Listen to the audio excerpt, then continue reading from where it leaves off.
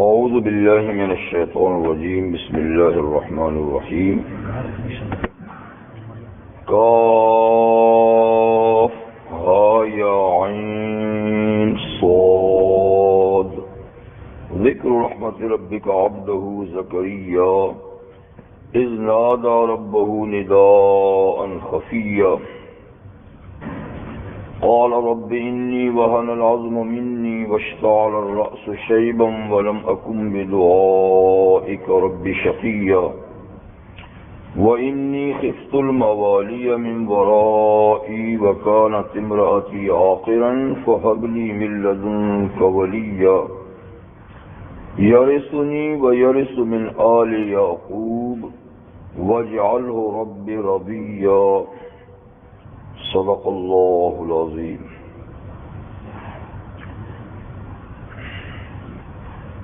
یہ سورہ مریم کا آغاز ہے اور اس کی میں نے 6 آیتیں آپ کے سامنے اس وقت تلاوت کی۔ سورہ مریم مکی صورتوں میں سے ہے اور مکی صورتوں میں بھی ابتدائی صورتوں میں ہے، اور یہ بات اس سے معلوم ہوئی کہ جب مکہ مکرمہ سے نبی کریم صلی اللہ علیہ وسلم کی اجازت اور مشورے سے کچھ حضرات نے ہجرت کی اور حبشہ تشریف لے گئے، کیونکہ معلوم ہوا تھا کہ حبشہ کا بادشاہ ایک نیک دل اور یعنی ایسے لوگوں کے ساتھ عمدہ سلوک کرنے والا ہے۔ تو حضور نے مشورہ دیا کہ وہاں تم چلے جاؤ، اس لیے کہ مکہ کے لوگ مسلمانوں کو بہت زیادہ ہی ستاتے اور تنگ کرتے تھے۔ تو پہلی ہجرت میں 12 حضرات کا ایک وفد جو ہے وہ ہجرت کر کے گیا۔ اسی وفد میں حضرت سیدنا عثمان غنی رضی اللہ تعالیٰ عنہ اور ان کی اہلیہ حضور کی بیٹی حضرت رقیہ رضی اللہ تعالیٰ عنہ بھی اس یعنی وفد میں شریک ہیں۔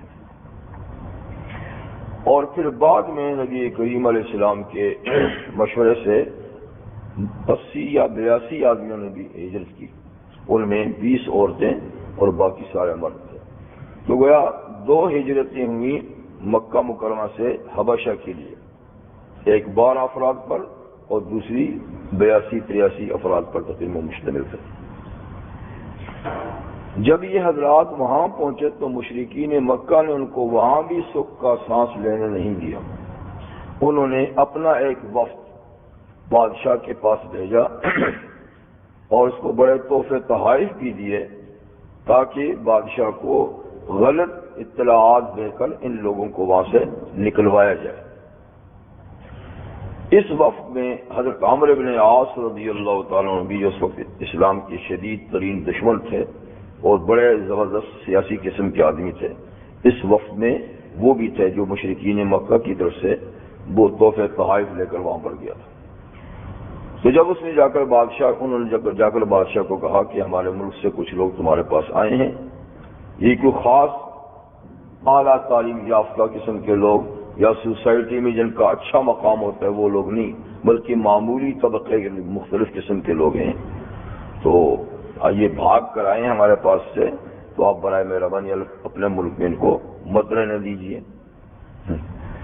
جب یہ بات تحفے بھی پیش کیے اور یہ بات بھی کہی تو بادشاہ اصل میں بڑا رحم دل تھا، اس نے کہا کہ جب تک میں ان سے صورتحال نہیں پوچھ لوں گا تو میں ان کو تمہارے حوالے نہیں کر سکتا، پہلے میں ان سے پوچھیں کہ کیوں آئے ہیں، وہ کون لوگ ہیں، کیا بات ہے۔ تو بادشاہ نے اپنے پاس ان کو طلب کیا تو حضرت جعفر طیار رضی اللہ عنہ جو حضرت علی کے بھائی ہیں، انہوں نے وہاں جا کر تقریر کی اور صورتحال بیان کی۔ تقریر میں یہ بھی شامل تھا کہ اس وقت یہ سورہ مریم نازل ہو چکی تھی، اور انہوں نے اپنے بیان میں سورہ مریم کا جو ابھی بعد میں دوسرا رکوع آ رہا ہے اس کا، وہ ساری چونکہ حضرت مریم اور حضرت عیسیٰ علیہ السلام سے متعلق ہیں تو وہ پوری صورتیں پڑھ کے سنا دی، یعنی پوری رکوع اس کا پڑھ کے سنایا۔ تو بادشاہ کے آنسو آ گئے کیونکہ وہ صحیح عیسائی بادشاہ پر عالم بھی تھا۔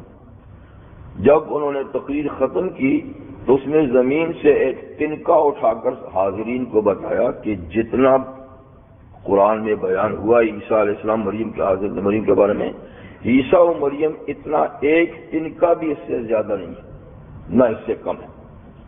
یعنی صحیح پوزیشن جو ان کی ہے وہ اس آیت میں بیان کی گئی. خیر اس نے ان لوگوں کو کہا کہ تم لوگ واپس جاؤ اور ان کو میں اپنے ملک سے نہیں نکالوں گا، یہ ٹھیک لوگ ہیں اور یہ مظلوم لوگ ہیں، ان کی مدد کروں گا. اور یہ تو آپ کو معلوم ہے کہ بعد میں وہ بادشاہ خود بھی مسلمان ہو گیا تھا. جی اگرچہ حضور صلی اللہ علیہ وسلم سے ملاقات نہیں ہوئی تاہم وہ مسلمان ہو گیا تھا. اور نبی کریم علیہ السلام نے جب اس کی وفات ہوئی تو اس کا غائبانہ نماز جنازہ بھی پڑھائی تھی. یہ واحد شخص ہیں کہ جن کی یعنی غائبانہ نماز پڑھائی گئی، لیکن وہ غائبانہ نماز بھی ایسی نہیں تھی جیسے آج کل لوگ پڑھتے ہیں. ہمارے یہاں غائبانہ نماز جنازہ نہیں ہے لیکن کچھ حضرات پڑھتے ہیں اب بھی. تو وہ نبی کریم صلی اللہ علیہ وسلم کے معجزے کے طور پہ اس کی پوری لاش صندوق سارا سامنے آ گیا تھا. جی تو صحابہ فرماتے ہیں کہ ہمیں یوں لگ رہا تھا کہ جیسے کہ اس کا یعنی صندوق سامنے رکھا ہوا ہے. اس طرح نماز پڑھی، بعض کی نماز پڑھی گئی اور وہاں سے اور کئی لوگ بھی آئے، مسلمان ہو گئے. تو عرض یہ کر رہا تھا کہ یہ صورت ان ایام میں نازل ہو چکی تھی جبھی تو حضرت جعفر طیار نے اس کی وہاں پر تلاوت کی. اور اس کا نام سورۃ مریم اس لیے کہ حضرت مریم صدیقہ کا اس میں گرامی ہے تو ان کے نام سے یہ سورۃ مریم ہے. سورت کا آغاز حروف مقطعات میں سے کاف ہا یا عین صاد سے ہوا.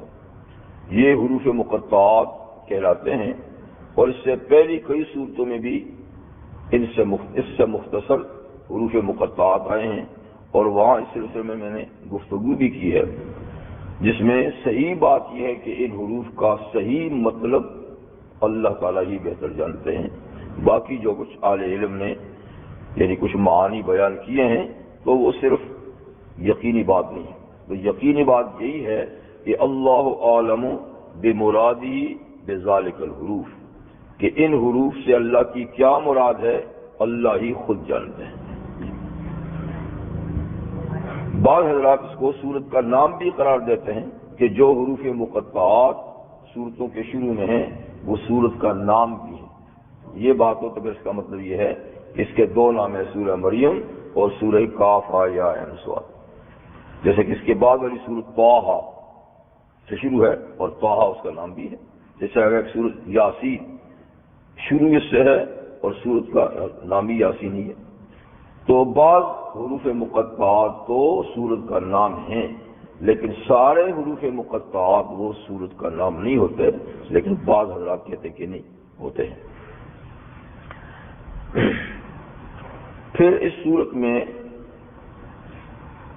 اس کا آغاز ہے حضرت زکریا علیہ السلام کے ذکر سے. جی اور یہ پہلا رکوع حضرت زکریا علیہ السلام اور ان کی دعا سے متعلق ہے. دوسرا رکوع پر سیدہ مریم صدیقہ رضی اللہ تعالی عنہ اور حضرت عیسیٰ علیہ السلام سے متعلق ہوگا. جس طرح اس سے پہلی صورت میں انبیاء اور اولیاء کا ذکر تھا. اولیاء یعنی کون لوگ؟ اصحاب کہف، سب ولی تھے. اس کے بعد دو آدمیوں کا نہیں آ رہی، چلو ٹھیک.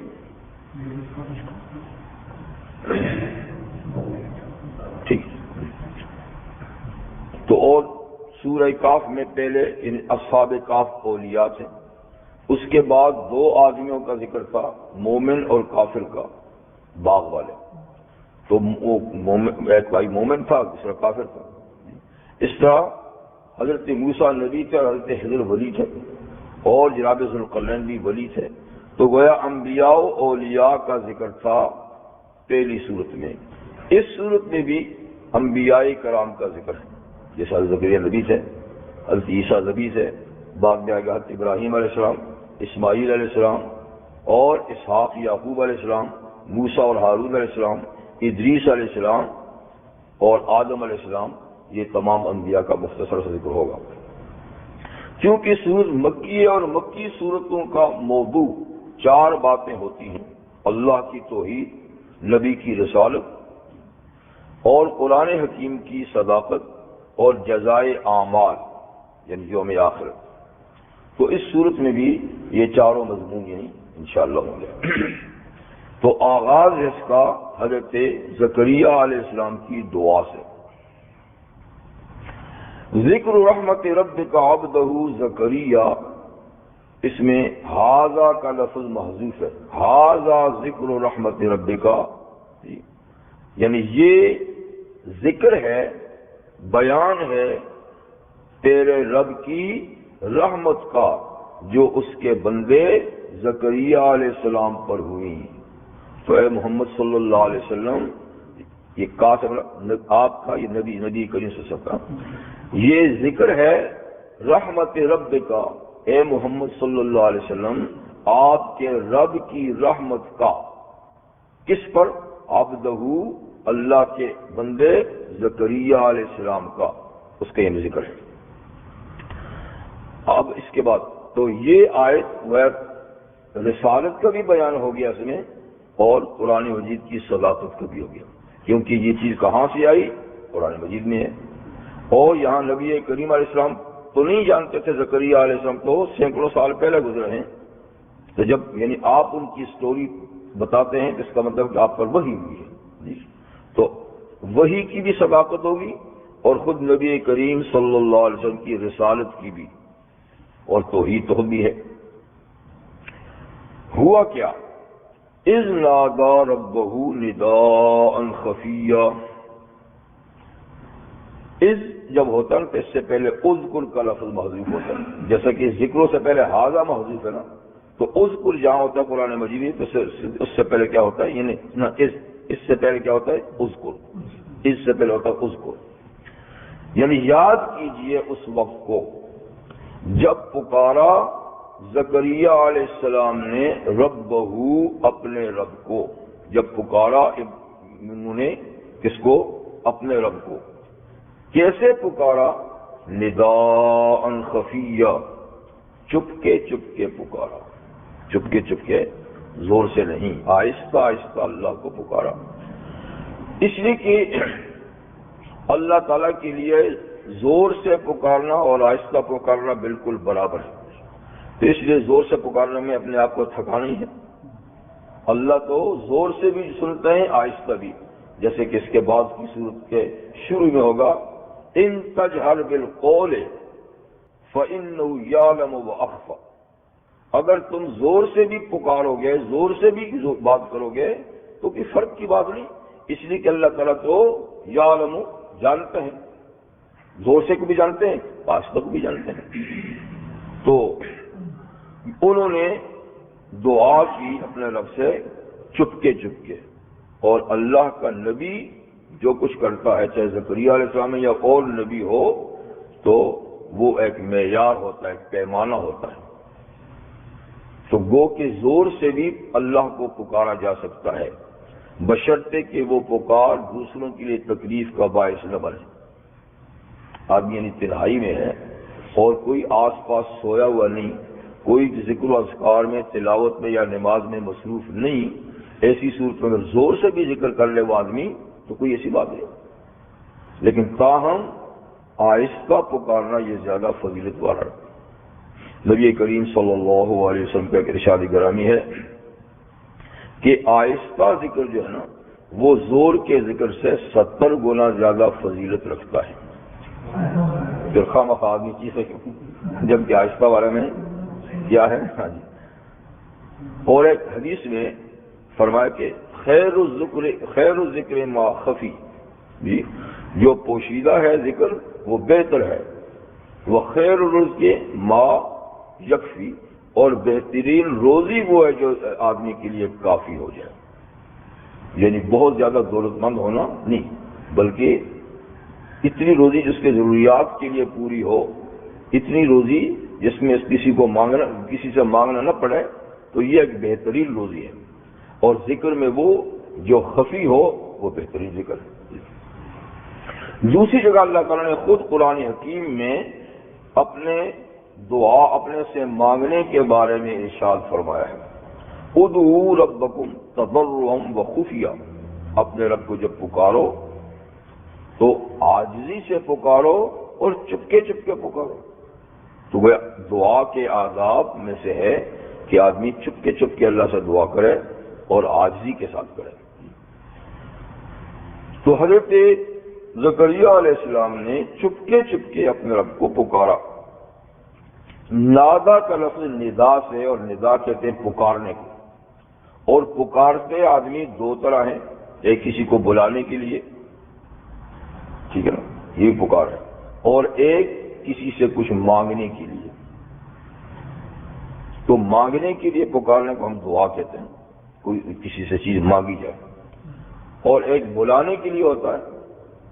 تو بلانے کے لیے صرف غائبانہ طور پہ اللہ ہی کو بلایا جا سکتا ہے، اور غیر اللہ کو غائبانہ پکارا نہیں جا سکتا، اس لیے کہ پکارنا کسی کو او فلانے، یہ بھی عبادت ہے۔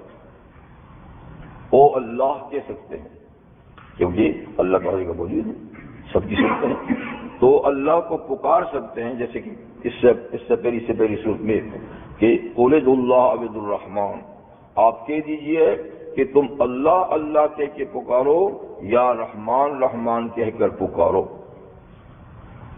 تو اللہ کو پکارنا یہ غائبانہ نہیں، اس لیے کہ اللہ تعالیٰ ہر جگہ موجود ہے، اور دوسری کوئی ذات ہر جگہ موجود نہیں، اس لیے اس کو غائبانہ پکارنا اپنی حاجت میں یہ جائز نہیں، اور یہ شرک ہے، ٹھیک ہے۔ تو پکارنا یہ ہے، اور دوسرا پکارنا ہے مانگنے کے لیے، ٹھیک۔ تو ندا کا لفظ دونوں کے لیے بولا جاتا ہے، یعنی ویسے پکارنا اپنی حاجتوں میں جی، اور یہ کہ اپنے دعا میں پکارنا، تو ندا کا لفظ دونوں میں۔ اسی طرح ادعو، وہ بھی دونوں معنوں میں استعمال ہوتا ہے، ادعو ربکم، اپنے رب کو پکارو، یعنی ویسے نام لے کر پکارو، تو اللہ کا نام لے کر ویسے پکارنا بھی عبادت ہے، یعنی آدمی بیٹھ گئے کہتا اللہ اللہ اللہ، یا اللہ یا اللہ، یا رحمان یا رحیم، یہ عبادت ہے، یعنی بطور وظیفے کے اللہ تعالیٰ کو پکارنا یہ بھی عبادت ہے۔ اور یہ کہ اپنی حاجت میں پکارنا کہ یا اللہ میری یہ حاجت پوری کیجیے، یا میری یہ مشکل دور کر دیجیے، یہ بھی۔ تو دونوں طرح کی پکار عبادت ہے، اور یہ آہستہ ہونی چاہیے، کیونکہ یہ ہماری تعلیم کے لیے تو ہے کہ اللہ کے ایک نبی آہستہ پکارتا ہے، تو یہ تم بھی اس کی تعلیم کو آہستہ پکارو۔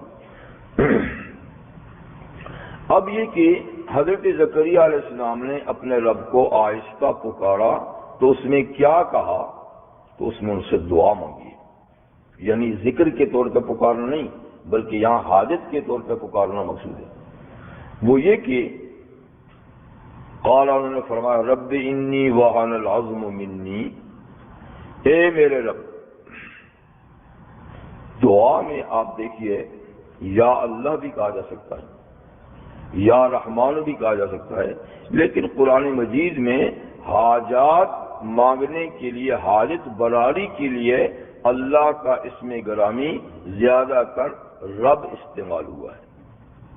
ربنا آتنا فی الدنیا حسنہ رب ہب لی من الصالحین، یہ جتنی بھی دعائیں آپ قرآن مجید میں دیکھیں گے تو اس میں اللہ تعالیٰ کا نہ تو اس میں ذاتی استعمال ہوا ہے، نہ دیگر صفاتی نام، بلکہ رب زیادہ استعمال ہوا ہے، تو یہ دعا کے لیے خاص لفظ ہے۔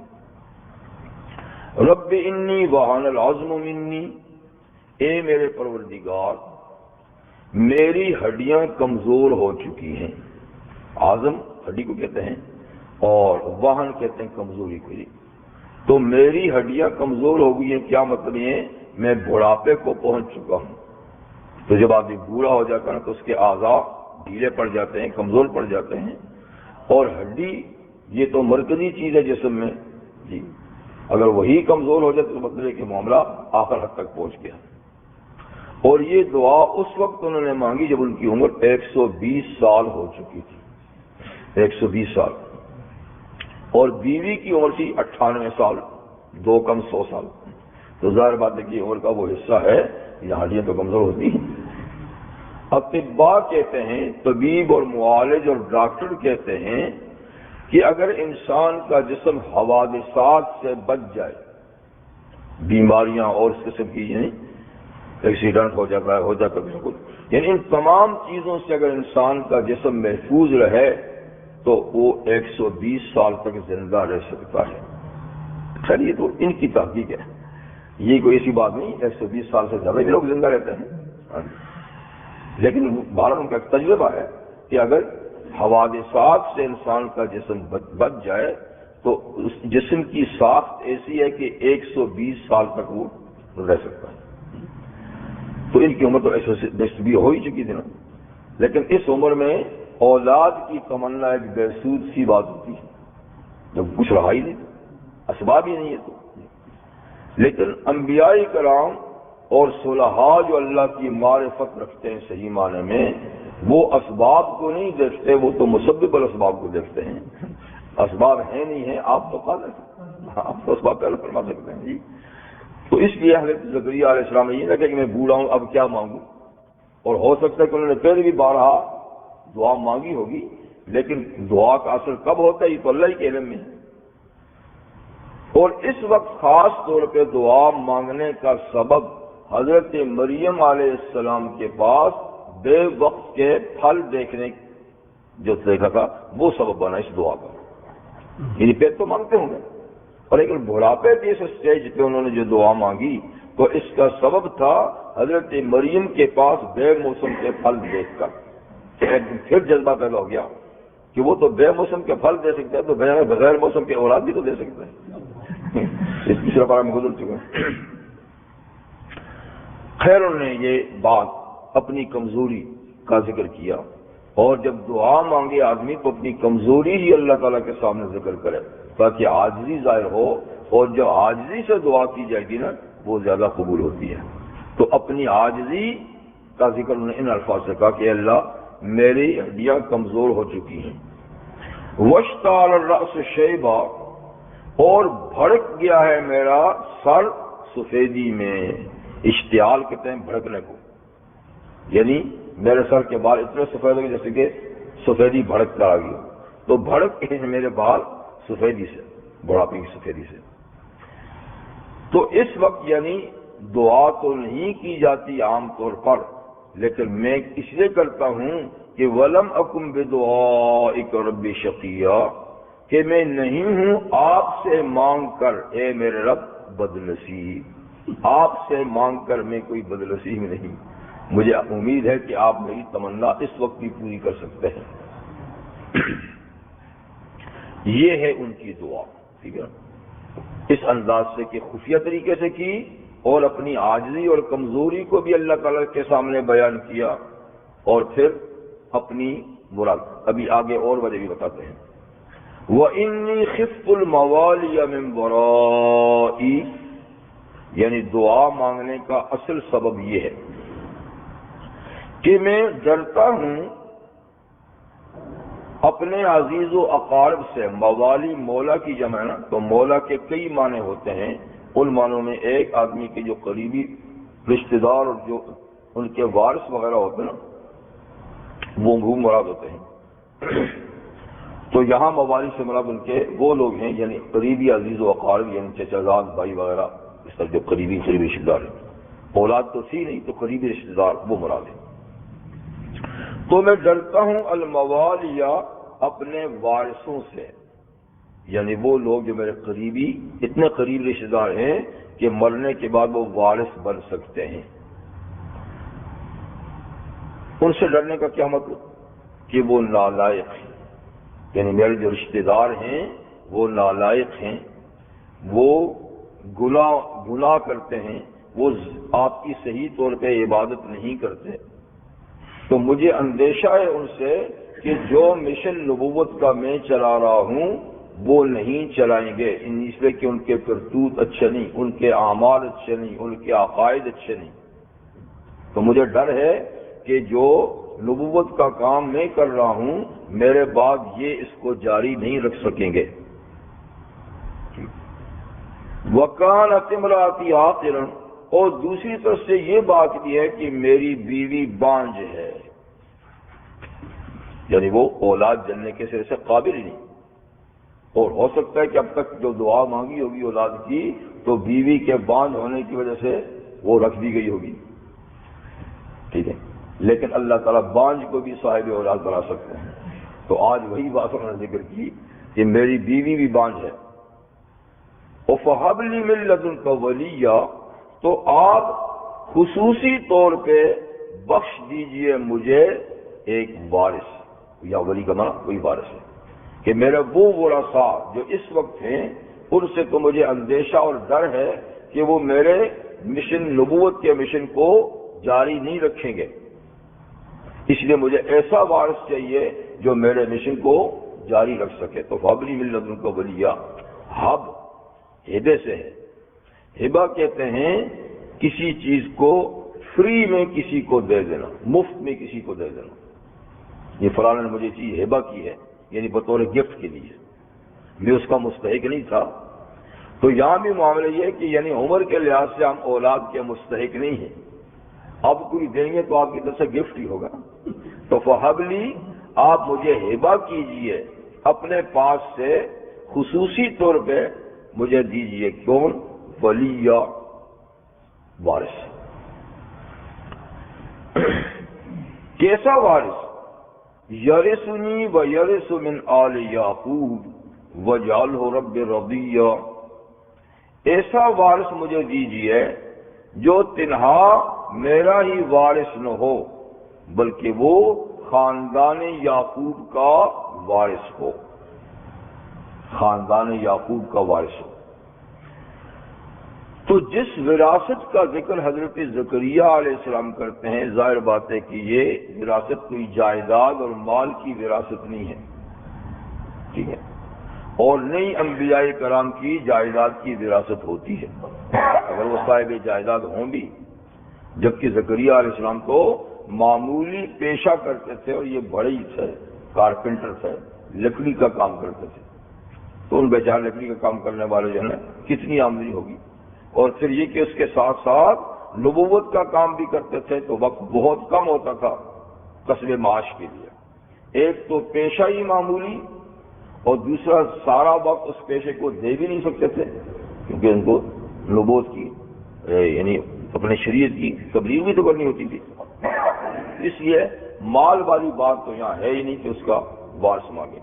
اور دوسری بات یہ کہ اگر مال ہو بھی تب بھی انبیاء کرام کی مالی وراثت تقسیم نہیں ہوتی. جو کچھ انبیاء کرام کا مال ہوتا ہے وہ امت کے لیے صدقہ ہوتا ہے، وہ ہماری طرح وارثوں میں تقسیم نہیں ہوتا. اور پھر دوسری بات یہ ہے کہ یہاں وراثت سے کیا مراد ہے؟ یہاں وراثت سے مراد علمی وراثت مراد ہے، جو میرے علم کا یا کار نبوت کا وارث ہو، یعنی لوگوں کو تک دین پہنچانے کا وارث ہو. تمہارے یہاں مالی وراثت مراد نہیں، ٹھیک ہے. اور تیسری بات یہ بھی ہے کہ کہتے ہیں کہ یرثنی و یرث من آل یعقوب، کہ وہ میرا بھی وارث بنے اور آل یعقوب کا بھی وارث بنے. تو اگر مالی وراثت ہے تو آل یعقوب کی وراثت کا کیا مطلب ہے؟ کہ کیا وہ سارے انبیاء کرام سے پہلے گزرے ہیں، سارا خاندان جو یعقوب علیہ السلام کو گزرا ہے ان سب کا یہ وارث ہو جائے گا مالی وراثت؟ وہ بات نہیں ہے. اس لیے یہاں علمی وراثت مراد ہے کہ وہ میرے علم کا وارث ہو اور آل یعقوب کے اندر جتنا بھی علم اللہ کی طرف سے انبیاء کی ذریعے سے آیا ہے ان کا وہ وارث ہو. انبیاء کرام کی وراثت نہیں ہوتی، یہ اہل سنت کا متفقہ مسئلہ ہے. لیکن اہل تشیع جو ہے نا وہ کہتے ہیں کہ نہیں ہوتی ہے، اور اسی سے انہوں نے حضرت ابو بکر صدیق رضی اللہ عنہ کی، حضرت عمر رضی اللہ عنہ کی یعنی خلاف مہم چلائی کہ انہوں نے سیدہ فاطمہ کو نبی کریم علیہ السلام کی وراثت نہیں دی. تو پیغمبر کریم صلی اللہ علیہ وسلم کی جب وفات ہوئی تو حضرت فاطمہ کو چونکہ مسئلہ معلوم نہیں تھا تو وہ ابو بکر صدیق کے پاس آئی تھی، کیونکہ حضور صلی اللہ علیہ وسلم کے وہ قائم مقام اور نائب تھے، اور آ کر انہوں نے مطالبہ کیا، اور مطالبہ اس طرح کیا، اس انداز سے کیا، یہ بھی کسی نے ان کو بتایا ہوگا اس انداز سے کہ ابو بکر اگر آپ کی وفات ہو جائے تو آپ کے مال کا وارث کون ہوگا؟ انہوں نے کہا کہ جو میرے عزیز و قارب ہیں، میری بیوی ہے، میرے بیٹے ہیں، وہ ہوں گے۔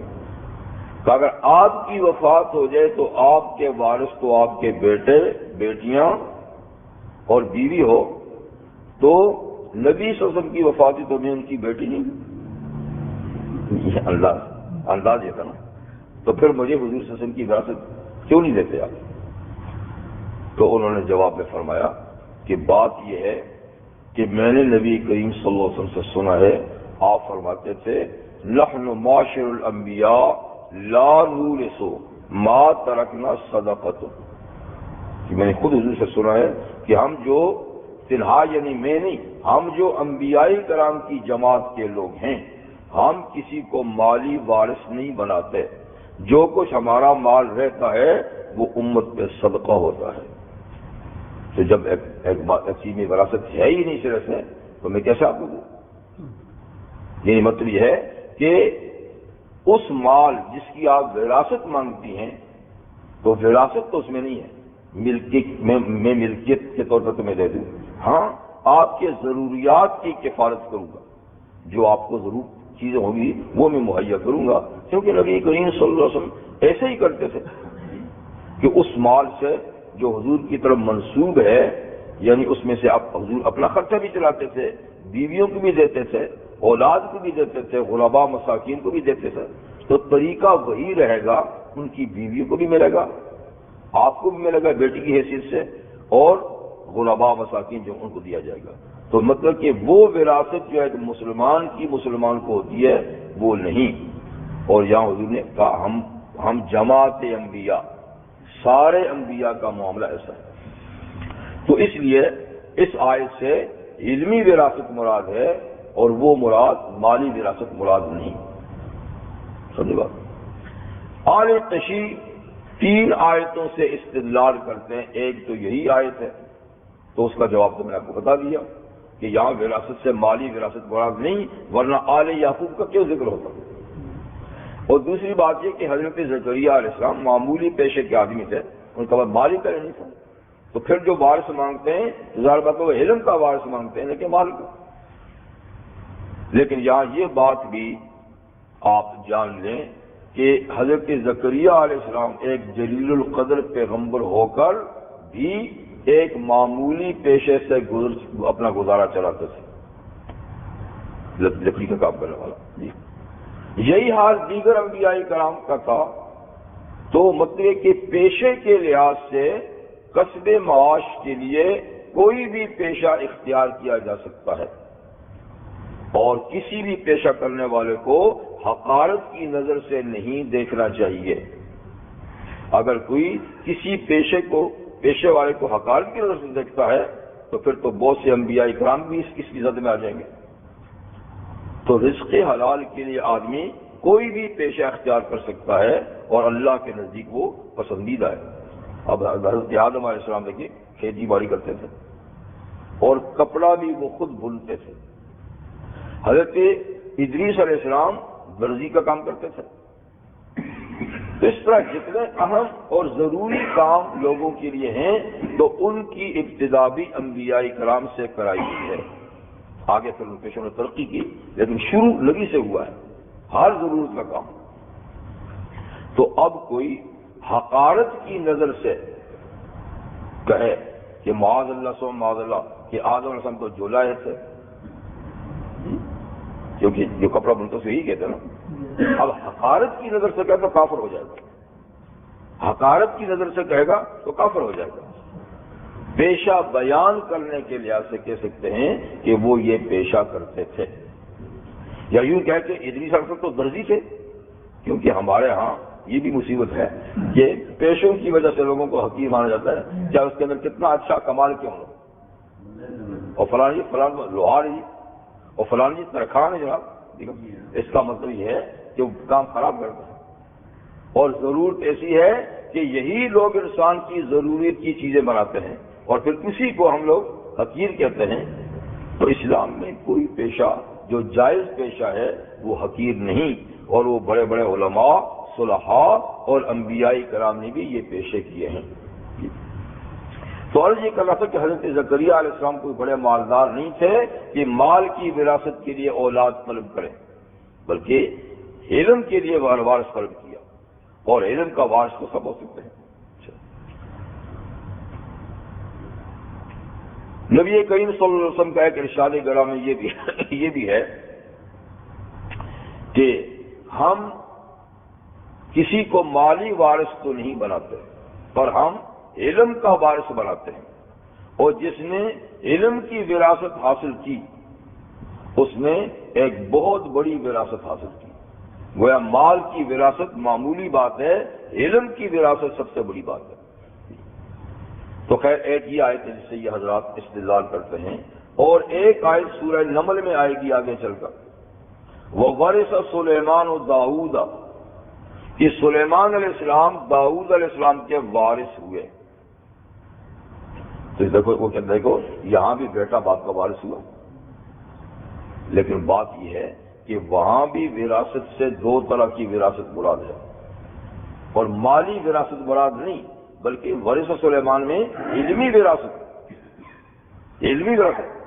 اگر مالی وراثت ہو تو تنہا سلیمان صاحب کو کیسے ملے؟ ان کے داؤد صاحب کے 18 بیٹے تو اور بھی تھے، 18 بیٹے ان کے اور بھی تھے۔ اگر وراثت مالی ہوتی تو تنہا اللہ تعالیٰ سلیمان علیہ السلام کو وارث کیوں فرماتے ہیں؟ دوسرے بیٹے بھی تھے، لیکن وہاں بھی وراثت علمی ہے کہ علمی لحاظ سے صرف سلیمان علیہ السلام آپ کے وارث ہوئے، اور باقی بیٹے جو آپ کے وارث نہیں بن سکے، یعنی ان کے کچھ اعمال ٹھیک نہیں تھے جیسے بھی تھے۔ لیکن اگر مالی ہوتی تو سب ہوتے، لیکن مالی کی علمی تھی، اس لیے وارث سلیمان داؤد۔ تو وہاں بھی وراثت سے مراد یعنی ایک تو یہ کہ حکومت کی وراثت بھی ان کو ملی، کیونکہ اللہ تعالیٰ نے حضرت سلیمان علیہ السلام کے کو بے انتہا یعنی سوجھ بوجھ عطا فرمائی تھی۔ خود سورہ انبیاء میں دیکھو فَفَهَّمْنَا سُلَيْمَانَ، کہ ہم نے اس قضیہ اور مقدمے کی فہم سلیمان علیہ السلام کو دی، اور بڑا اچھا انہوں نے فیصلہ کیا۔ تو ہمارا کار نبوت کی وراثت مراد ہے، علمی وراثت مراد ہے جو سلیمان علیہ السلام کو اللہ تعالیٰ نے عطا فرمائی۔ اور دیکھیے داؤد علیہ السلام کے انتقال کے بعد 13 سال کی عمر میں سلیمان علیہ السلام کو اللہ نے اقتدار دیا۔ 13 سال کا بچہ کیا کر سکتا ہے؟ 13 سال کر دو جی، لیکن 13 سال کی عمر میں وہ تخت پہ بیٹھے، حکومت بھی چلائی، نبوت بھی ملی، اور ایسی حکومت اللہ نے ان کو دی کہ نہ پہلے کبھی کسی کی دی، نہ بعد میں کسی کو اللہ تعالیٰ دیں گے، قابلیت تھی۔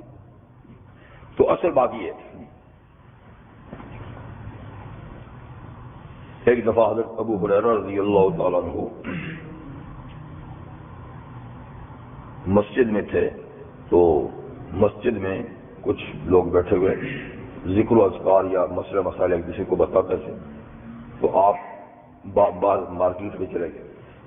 مارکیٹ میں جا کر آپ نے آواز لگائی، کہا لوگوں تم یہاں کیا کر رہے ہو؟ مسجد نبوی میں تو حضور کی میراث تقسیم ہو رہی ہے، تم لوگ یہاں دھندے میں پھنسے ہوئے ہو، مسجد میں تو حضور کی میراث تقسیم ہو رہی ہے۔ اب عام طور پر تو میراث کا لفظ ہے یہی ہوتا ہے، کوئی کارخانہ تقسیم ہوگا، کوئی مکان تقسیم ہوگی، زمین تقسیم ہوگی۔ تو سب لوگوں نے دکانیں بند کی، پھٹافٹ دوڑتے آئے مسجد میں، کیا پتہ کوئی خزانہ ہو تقسیم ہو رہا۔ وہ بھی آ گیا، جب دیکھا تو مسجد تو خالی پڑی تھی، ایک کونے میں کچھ لوگ جو ہے علمی مذاکرہ کر رہے تھے، انہوں نے ادھر ادھر دیکھا، مسجد میں کچھ بھی نہیں، اور ڈانٹنے لگا کہ ابو ہریرہ آپ نے ہمارا کام خراب کیا، کہاں میرا تقسیم ہو رہی ہے، خام سے دکانیں بند کری۔ آپ نے اشارہ کیا کہ وہ جو ہے چند آدمی بیٹھے نا وہ تقسیم حضور کی وراثت دی ہے، یعنی حضور کی علمی وراثت ہے، اور جو پڑھتا پڑھاتا ہے تو حضور کی وراثت تقسیم ہو رہی ہے۔ مال سوچ اپنی۔ تو یرثنی و یرث من آل یعقوب، کہ وہ میرا وارث ہو اور آل یعقوب کا بھی وارث ہو۔ تو آل یعقوب میں یعنی ہزاروں پیغمبر آئے، مطلب سب پیغمبروں کا علمی وارث ہو، ایک ایسا بیٹا ہمیں اے اللہ عطا فرما۔ تمہارے بیٹے کی خواہش تو ایک فطری چیز ہے، حال جوڑا جو شادی کرتا ہے تو اولاد کی اس کو خواہش ہوتی ہے اور ہونا بھی چاہیے۔ جب انبیاء کرام کو یہ خواہش ہے تو ان کو تو ہونی چاہیے، لیکن فرق یہ ہے کہ یعنی انبیاء اولاد کی خواہش کرتے ہیں اپنا پروگرام چلانے کے لیے، اور ہم لوگ خواہش کرتے ہیں اپنے پروگرام چلانے کے لیے کہ مکان کا وارث ہو جائے گا، جائیداد کا وارث ہو جائے گا، یا اور کوئی اس قسم کی چیزیں ہیں. تو یہ فرق ہے. بے شک یہ ٹھیک ہے، ان چیزوں کی خواہش بھی صحیح ہے، لیکن یہی خواہش نہیں ہونی چاہیے. اصل بات خواہش کی یہ ہے کہ نیکی، تقوی اور پرہیزگاری کے کاموں میں وہ اولاد وارث بنے. تو اس لیے یہ فرمایا کہ یرثنی ویرث من آل یعقوب. اور دوسری بات وجعلہ رب رضیہ، اور کر دے اس بیٹے کو اے میرے پروردگار اپنا پسندیدہ بندہ، ایسا بندہ بنا کہ آپ اس سے راضی اور خوش ہوں، وہ ایسے کام کرے کہ آپ اس سے راضی اور خوش ہوں. وجعلہ رب رضیہ، اور کر دیجئے اس کو اے میرے رب رضیہ اپنا پسندیدہ. یہ ہے حضرت زکریا علیہ السلام کی دعا. ٹھیک ہے، اور یہ دعا مختصر سورہ آل عمران میں بھی گزر چکی ہے اسی طریقے سے. لیکن پہلے کتنی دعائیں مانگی ہوں گی، کوئی جواب نہیں آیا ہوگا تو مانگتے رہے. اور دعا تو مانگتے رہنا چاہیے، چاہے اس کا اثر ظاہر ہو یا نہ ہو، کیونکہ اس کا اگر اثر یہ نہ ظاہر ہو کہ وہ چیز ہمیں ملے تو بھی دعا ایک عبادت ہے اور آخرت کے لیے ذخیرہ بنتی رہتی ہے. اگر اللہ کو منظور ہو تو دنیا میں بھی اس کا ثمرہ دیتے، نہیں تو کم سے کم آخرت میں تو اس لیے دعا تو بہرحال مانگنی چاہیے، اور ہر چھوٹی بڑی چیز اللہ سے ہی مانگے، پھر اس کے بعد عالم اسباب اس کو تلاش بھی کرے. تو انہوں نے میں نے کہا کتنی دعا مانگی ہوگی، تو کبھی دعا جو ہے نا اس کا اثر سینکڑوں سالوں کے بعد بھی ہوتا ہے، اور کبھی کئی سالوں کے بعد بھی ہوتا ہے. یہ نہیں کہ فوراً دعا مانگیں اور اسی وقت اس کا اثر ظاہر ہو جائے، ایسی کوئی بات نہیں ہے. تو وجعلہ رب رضیہ، کر دے اس کو میرے رب پسندیدہ. تو اللہ تعالیٰ نے جب ان کو بیٹا دیا تو واقعی وہ ایسی خوبیوں کا حامل بیٹا تھا، کچھ اس میں ایسی خصوصیات تھیں جو کسی اور نبی میں نہیں تھی. اس کا ذکر سورہ آل عمران میں گزر چکا ہے کہ جس وقت آپ کی دعا قبول ہوئی اور فرشتے نے آپ کو بشارت سنائی تو اس میں ساتھ میں اس بیٹے کی خصوصیات بھی بیان کی. وہ کیا تھا؟ سیدن و حصورن و نبین من الصالحین. ایسا بیٹا دوں گا جس میں 4 خصوصیتیں ہوں گی. سیدن کہ وہ سردار ہوگا، اپنی برادری کا، اپنی قوم کا سردار ہوگا، سر بر آوردہ شخصیت ہوگا. یعنی جیسے آپ سردار ہیں، نبی ہیں، تو وہ بھی سردار ہوگا آپ کا بیٹا. سیدن و حصورن، اور وہ خواہشات سے روکا ہوا ہوگا. یعنی خواہشات جس میں نہیں وہ تو انبیاء کرام ہیں. انسان ہیں یا جن ہیں، ان میں اللہ تعالیٰ نے نفسانی خواہشات رکھی ہیں، لیکن حضرت یحییٰ علیہ السلام کو اللہ نے اس طریقے سے پیدا کیا کہ وہ حصوراً ان کے اندر خواہش ہی نہیں تھی، اس لیے زندگی بھر انہوں نے شادی ہی نہیں کی تھی. یہ مطلب نہیں ہے کہ شادی کے جو قوت ہوتی ہے وہ نہیں، وہ تھی لیکن خواہش ہی نہیں تھی صرف. حالانکہ کوئی نبی ان کے سوا نہیں گزرا جس نے یعنی شادی نہ کی ہو، لیکن یہ واحد نبی ہے کہ جن میں خواہش بالکل تھی نہیں. ایسے اللہ کو یاد کرتے تھے، ایسے اللہ تعالیٰ کے ساتھ مصروف اور مشغول رہتے تھے کہ دوسری چیز کی طرف ان کی توجہ نہیں تھی. تو زندگی میں انہوں نے شادی نہیں کی. اب یہ کہ آپ کہیں گے کہ عیسیٰ علیہ السلام نے تو نہیں کی، لیکن عیسیٰ علیہ السلام نے نہیں کی، ان کی زندگی کا دور بھی ابھی پورا نہیں ہوا. ان کی زندگی کا دور ابھی پورا نہیں ہوا، وہ تو دوبارہ آئیں گے. جب دوبارہ آئیں گے تو باقاعدہ پھر شادی کریں گے، اولاد بھی ان کی ہوگی. تو اس لیے صرف ایک جماعت انبیاء کرام میں ایک ہی نبی ایسے رہتے ہیں کہ جنہوں نے شادی نہیں کی. حصورت و نبی. تیسری بات یہ کہ وہ نبی ہوگا، عام آدمی نہیں ہوگا، نبوت کا تاج اس کے سر پہ سجے گا. اور من الصالحین، وہ اللہ کے نیک بندوں میں سے ہوگا. تو نیک بندے یہ تو ایک عام اصطلاح ہے، نبی کے علاوہ بھی کئی لوگ نیک ہوتے ہیں، لیکن نیکی میں بھی تو فرق ہے۔ نبی کا نیک ہونا ایسا مقام ہے جہاں تک دوسرا نہیں پہنچ سکتا، تو نبی کا صالح ہونا بہت اونچی بات ہے، تو چونکہ یہ نبی بھی ہوں گے صالح بھی ہوں گے تو ان کا مقام انہیں بہت بلند ہوگا۔ تو یہ جزوی فضیلت ہے، کلی فضیلت کے لحاظ سے تو دیگر کئی انبیاء کرام ان سے مرتبہ میں عالی ہیں، جیسے حضرت نوح علیہ السلام، ابراہیم علیہ السلام اور موسیٰ اور عیسیٰ علیہ السلام، اور پھر سب سے آخر میں نبی مکرم صلی اللہ علیہ وسلم، ان کے درجات تو بہت عالی ہیں، لیکن یہ خصوصیت ان میں بھی نہیں ہے جو خاص خصوصیت ان کی ہے، ٹھیک ہے۔ تو وجعلہ رب رضیہ، کر دیجئے اس کو اے میرے پروردگار اپنا پسندیدہ بندہ۔ سبحان اللہ۔